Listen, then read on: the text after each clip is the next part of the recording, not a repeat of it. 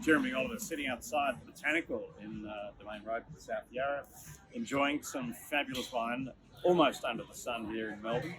And we're looking at some wine from Seppeltsfield in the Barossa Valley. And the first two we've looked at are Grenache 22, Touriga 22. Now we're moving to an EC4, which is not a grape.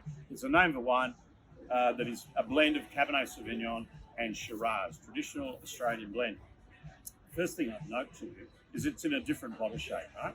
These first two, which are ready to drink right away and intended to be ready to drink right away, soft and smooth and generous, so in what we call a burgundy shape, right? When you see this shape and a red wine in it, you should think it should be able to be drunk, in most cases, relatively young or straight away. This one, more traditional Bordeaux shape. This has got more structure, more texture. It can be drunk now, no problem at all. You put this out with some cheddar or some Gruyere, or beautiful piece of steak, whatever. Fantastic. But it's also a wine you could sell it easily for a decade and more.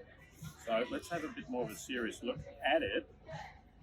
First thing I notice is the depth of colour and how purple and dark it is, and that's because the principal grape is Cabernet Sauvignon, which it's a very small grape with a very thick skin, and the colour comes from the skins, which is why this is so dark and deep. Absolutely brilliant looking wine. Smell. Well, it's dominantly Cabernet, so black currant with cassis, and then behind that you've got some very, very smart oak. Fee Donald, the chief winemaker, is an extremely talented lady who's in charge of these wines, and the oak she's using is cedary. It's slightly smoky, slightly cigar boxy. It's just supporting that beautiful fruit. And I'm now getting scents of violets, hint of dried herb, but beautiful Cabernet dominant. Shiraz at this stage is running second in this blend, which is a good thing. It'll come out in time.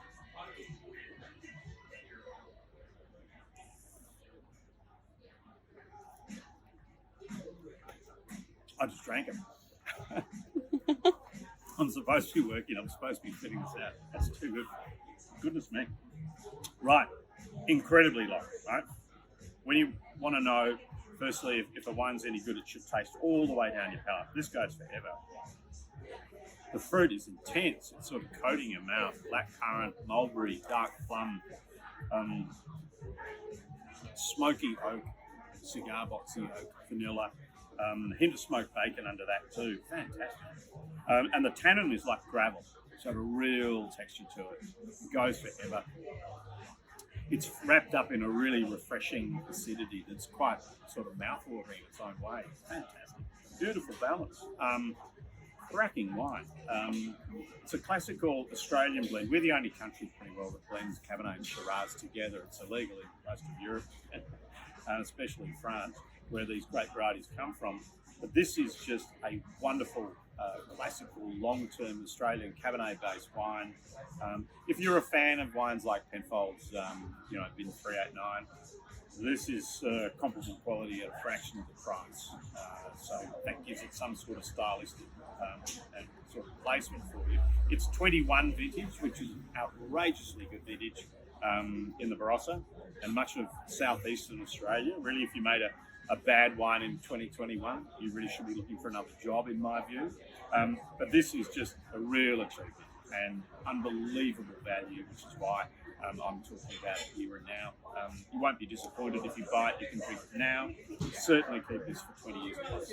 It's not going to let you down anyway during that long journey.